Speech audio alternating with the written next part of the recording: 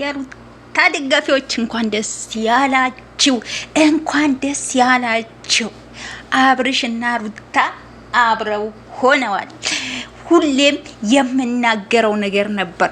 አብርሽና ሩታ አብረው ይሆናሉ። ታያላችሁ። ውሽሚት መንገድ ላይ ትቀሪያለሽ እያልኩኝ ነበር። እንግዲህ ዛሬ እንግዲህ ሩታዬ ቤት የተለቀቀው ቪዲዮ አይታችኋል። እንግዲህ አብርሽ ከልጁ ጋር ጊዜ እያሳለፈ ነው ብለዋል። እኔ ደግሞ ከምንም በላይ የምፈልገው ደግሞ ብሱ በአንደበቱ መጥቶ አዎ ሩታን መርጬ ያለው የሚልበትን ደቂቃና ሰዓት ነው የፈለኩት። እንግዲህ እሱ በአንደበቱ በራሱ ቤት መጥቶ ይነግራቸዋል ብለዋል። በጣም ደስ ብሎኛል ቤተሰብ፣ ከምነግራችሁ በላይ ማለት ነው። ከምነግራችሁ በላይ ደስ ብሎኛል።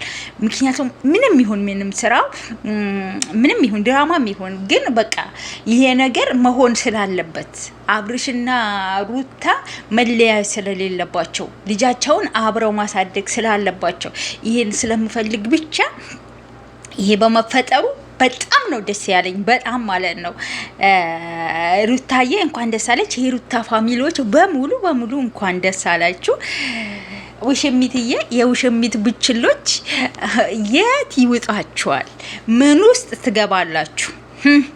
ምን ውስጥ ትገባላችሁ? እናንተ ልጅና እናትን እዛ ጥለህ ና ከውሽሚት ጋር ሁን ብላችሁ የምትደግፉ የተሳሳተ ሀሳብ ያላችሁ ዛሬ ምን ትሆኑ? በቃ የምናገረውም ጠፍቶኛል። ብዙዬ ደግሞ በጣም ተፍጨረጨርሽ። በጣም ምን ነው እንዴ? በቃ ልጁ ምንም አድርገውት አይደለም። በቃ ምርጫውን መረጠ። ይሄ እንደሚመርጥ ደግሞ ድሮም እናውቃለን። የሩታ ፍቅር ከውስጡ እንዳልወጣ ድሮም እናውቃለን። እና ብዙዬ በዚህ ልክ ልትደሰች እንጂ ልትቆጪ አይገባም። እንደ አንድ ቤተሰብ ልጅ መሀል ላይ እንዳለ መጠን ሊያስቆጣሽ አይገባም። ልትደሰች እንጂ። ለማንኛውም ሁላችሁም እንኳን ደስ አላችሁ ለማለት ነው የመጣሁት።